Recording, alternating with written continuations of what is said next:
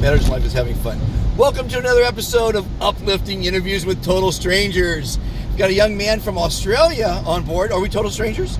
Complete strangers. Complete strangers. And are we from different continents?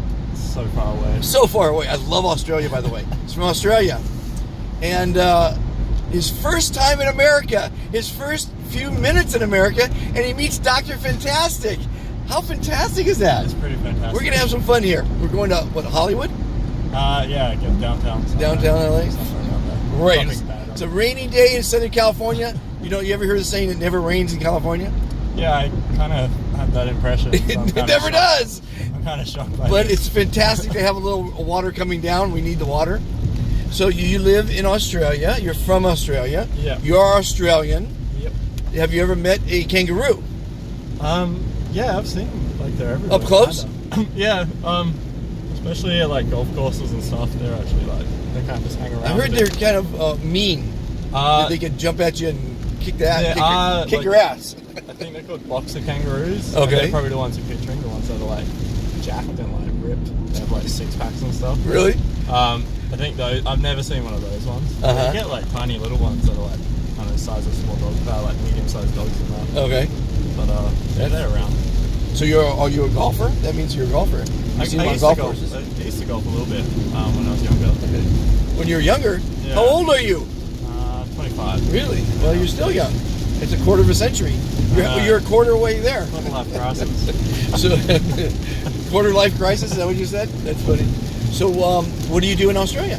Well, funny story. I actually live in London now, but I just was back in Australia for Christmas. Okay. So I'm kind of just popping through LA and then going to London from there. Okay, so let me rephrase the question. What do you do in London? I do, like, I film skateboarding, and then I also do, like, freelance work on, like, film production stuff here and there. Well, So, yeah. I've been in show business my whole life. I was born in the Beverly Hills to industry parents. Yes. Uncle's an Academy Award winner. I'm a published author myself. I produced TV. I've produced concerts and theater and a few other things. So if you have any questions, as a young man, I'll be happy to help you. I'm kind of like a life coach, motivational speaker, and philosopher. Got lots of great philosophies. You watch my channel. I've got over 500 interviews, and they're either motivational or educational or inspirational or just fun. Because I love driving drunks. They're the most fun to Yeah, I interview. feel you probably get the best content out of those ones. Exactly. How long have you been doing this for? I think 5 or 6 months now. Oh, sick. And I'm having so much fun. Well, you already got 500 interviews. Yeah, I do it. How many you do a day? Well, I used to, when I started, I did everybody. Yeah. Now I kind of pick and choose, but it's usually a longer ride. So we can have a nice interview. Yeah. This one healer, you know what a Reiki healer is? Yeah, my grandma actually does that. Okay, so I asked you if you want to be interviewed. Some people don't. Yeah. So we do podcasts where their face isn't on it. So she says, well, how long is the interview going to last? I said, long as we have fun. Yeah. Right? So she had a ball. We had a great interview, 30 minutes long. But what I really loved about the interview is that not only does she heal humans, she heals extraterrestrials. Okay. She has extraterrestrials as clients. Right. So I labeled the episode, Healers Also Heal Extraterrestrials. You guys got to watch it. And it got 155 views in the first 2 days. Hectic. So, sometimes I only get a couple views. Yeah. And sometimes I get a lot of views. And I have no rhyme or reason because I don't do it on a consistent schedule. That's probably why. But I'm not doing it to make money. I'm doing it to entertain myself and you. Yeah. And you can share it with your friends. Oh, definitely. And we're just going to have fun. We're going to talk about... I love Australia. I was there like 6 years ago or more. Sick. For my son played the Australian Open tennis tournament. Oh, wow. Fresh. And it was the hottest day in the century, they said. Whereabouts? Well, we went to Melbourne. Yeah. Then we went to Sydney, I guess. Yeah. And that was where it was real hot. And then we went to Melbourne. Yeah. So one of those two cities was the hottest day in a century. And it was pretty hot. And you did Fahrenheit. I don't know how to work that out, but it would be, I don't know, because it's usually about 40 or something degrees Celsius.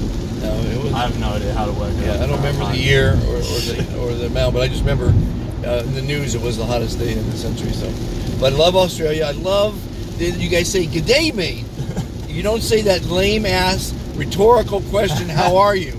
You say, if I wasn't a motivational speaker, I wouldn't say "How are you?" because I want to hear their answer.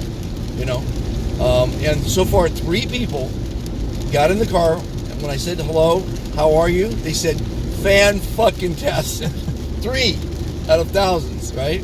But I encourage people to say fantastic. By the way, how are you? I didn't ask you yet. I'm pretty fan-fucking-tastic. Good. You should be. You're young, you're traveling, you got a job, you know, you're filming skateboarding. Oh, Yeah. here's something you should know. I'm working with ANOC, World Beach Games. Okay. That's the Association of National Olympic Committees. Oh, okay, cool. And this October in San Diego, we have 17 new sports being presented to the Olympics. Yeah. They're medaled sports. One of them is skateboarding. Yeah, I've One heard of there's them- been a bit of buzz about that. Well, I'm working with that. I'm working with anybody listening. If you guys want to sponsor it, call me. I'm working with the licensor for the brand. By the way, you people listening, the Olympics are the 4th largest brand in the world. You want to get your company involved? Call me. Email Monty, the talk show host, at Gmail, or call me at 310-913-5533. Great opportunities for any size company to get involved. They're going to do longboard surfing. Go to ANOC Beach Games on YouTube. You'll see the sizzle reel. A lot of sports: skateboarding, beach tennis, which I play, beach soccer. With beach tennis. It's like tennis, and it's like badminton, and it's like volleyball. So it's a volleyball court, a little bit lower net like badminton. Yeah. A deflated tennis ball. It's all serve and volley, and so the ball never bounces. Yeah. So it's all touch. Fun as hell because you're diving. Yeah. Which you don't want to do too much on a cement court, Fun ass sport. Sounds pretty good. Yeah, So I've were never you a had that. skateboarder before you became a videographer? Yeah, I've just been like skating forever, pretty much. What year were you born?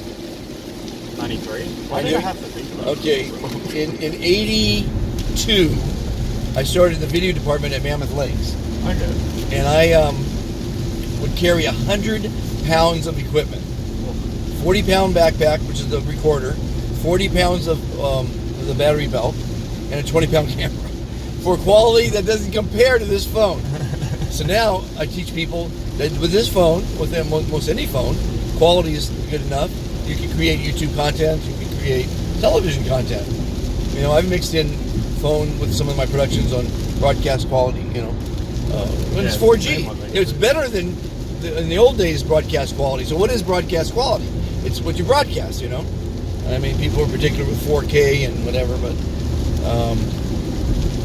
we have to get over, I think, 110. But, so what are your aspirations in life?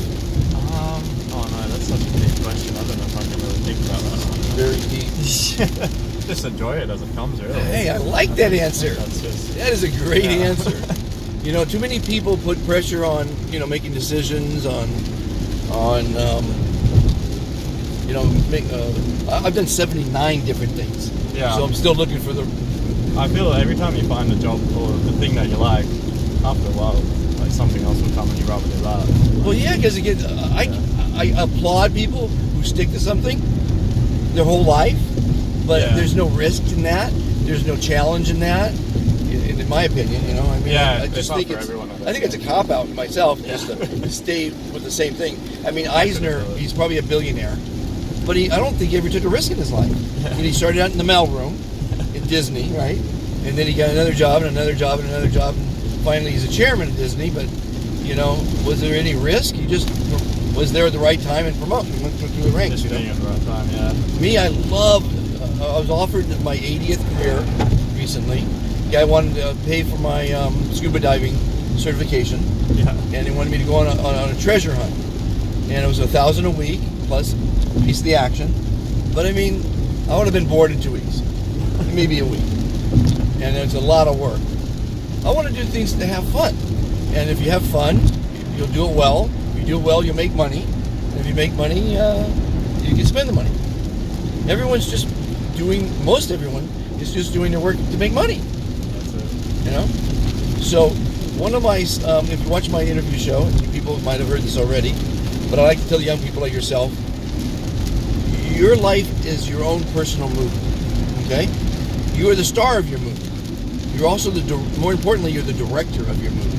So you need to direct every scene in your movie, and this is one of them, you're in my movie, I'm in yours, to be fun, to be entertaining, to be educational, to be motivational. You know, all the great adjectives that have a fun life. When you have a fun life, that's your movie.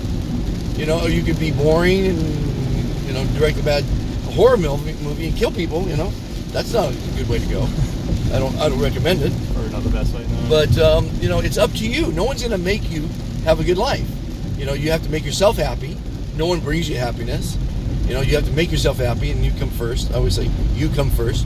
When you're on that plane, the stewardess, what'd she say? If the oxygen mask drops, put it on first. That's an analogy of life. You come first, right? And when you're happy, you can make your girl happy. Or your guy. Nowadays, it's, you know, unisexual, I guess. So you live in London. I love London. When I was first in London in the 70s, I knew London as a Sherlock Holmes film. Very quiet, not many people around. And when I landed in London and I saw the 2-decker buses and several levels of underground and millions of people in the street, I was shell-shocked. I couldn't believe the crowd. Yeah. It was amazing. It's very, very packed. It's a bit of a rat race. Stayed in a lot of hostels there. Yeah. And met a lot of people from all over the world. It was great. It was a great time. I really recommend people travel, young people travel as much as they can before they get before they settle down. Exactly. Before you go in, what happens is it's kind of a system where, you know, when you go to school, you get a huge debt. Matter of fact, I met a guy who was a spine surgeon, and it was his first day. It was his first interview for his first job as a spine surgeon. He had spent $502,000 in loans to get his education. So now he has to go to work and pay off that loan for the next 30 years. And so obviously he's not going to travel, maybe once a year for vacation. But that's a big debt. And that's what happens is you go to school, you get saddled with a huge debt, then you got to go to work and pay off the debt. So you don't really... I was lucky at 17. I hitchhiked around the world. And my foster dad had taught me the trade, so I was able to, wherever I went, do something. You know, be able to build something. Or, lots of different trades. That's why I've had 79 different trades. Did a lot of traveling. Did a lot of different things. Actor, producer, director, silo builder. So where are you from originally? From Los Angeles. You're from Beverly Hills, born and raised, yeah. Born and raised. Is that a rare one? That's very rare. I'm 64. I've only met a dozen people in my life, I think, that are from here. Yeah. I don't know where they all went, but everybody else is coming in here. Yeah. Yeah. So your parents are back in Australia? Yeah. What do they do? I don't know. You don't know what your parents do? Nah, they're like caretakers. They're caretakers? Yeah. So like for... Oh, not morticians. Caretakers. No. I just flashed on a mortician. Nah, like, someone's going to do that. Someone that would do that. Exactly. Like taking care of elderly people and all that type of stuff. You know, being a caretaker, listen to everybody. Everybody dies. You're always going to have business. Right? And taxmen always... Death and taxes, everybody. So, any questions you'd like to ask if someone knows Los Angeles, knows the entertainment business? I'd love to share my knowledge with the young folk. Is the weather always... Like, how long is the weather? You asked like about this? the weather? It never rains in Southern California. That's why I'm curious. It never rains. You brought the rain from Australia. No, and but it's supposed to the next 5 days it's supposed to rain. Yeah, right. And this is very, very rare, but, you know, we need the water, and so it's fantastic that it's raining. I love it. I love it. But no, I was hoping you were going to ask something for guidance to make your life easier, to make you more successful. Something with substance, not is it going to rain. You know what's funny is I asked a lot of people if they've traveled and what they liked. And it's the funniest thing in the world is someone says, and they said it the other day, I didn't like Paris. And you know why she didn't like Paris? Because it rained the day she was there. Is that ridiculous? I enjoy the rain. I enjoy the rain too, but I mean, for someone to say... Some people hate it though. I didn't like Italy because when I was there it rained. I mean, come on, you didn't like a country because it rained that day. It's like beyond my comprehension, but it is what it is. People are... Probably try it again, I'd say. I would try it again. Italy, I love Italy. Love France. Love Australia. I'm a boater. You know, I'm a captain of yachts, and the port in Sydney is unbelievable. What a great place to boat. You know, I've never actually. I've only been to Sydney like once, so I don't actually know it too well. I'm from Perth, which is like pretty much the opposite end. Oh, okay. And I don't know if you know much, but there's like nothing between Perth. Nothing between. Like except the middle of Australia is just a except ghost some town. kangaroos, maybe. Pretty much, it's just a ghost town. What is Perth famous for? Not a lot. It's a small. It's got Fremantle, which is like a bit lower from Perth, and that's like kind of like the first. I think, man, I might be wrong, but I think it was like the first port in Australia because that's I think where they came in. I don't know. I'm trying to think. But it's not that impressive. No, it's a real small city. Really, Perth. Yeah. Well, they probably let you in traffic there, I imagine, in Perth. Nah, they're actually really bad with traffic driving. Really? Yeah, because everyone's just so, I don't know, so entitled there because it's so small, I guess. So you just blew my theory that in small towns you're going to let people in. No. But, okay. I don't know. So forget that theory, ladies and gentlemen. Yeah, sorry. That's funny. I think people in Australia are just bad drivers in general, though. You just categorize the entire nation, ladies and gentlemen.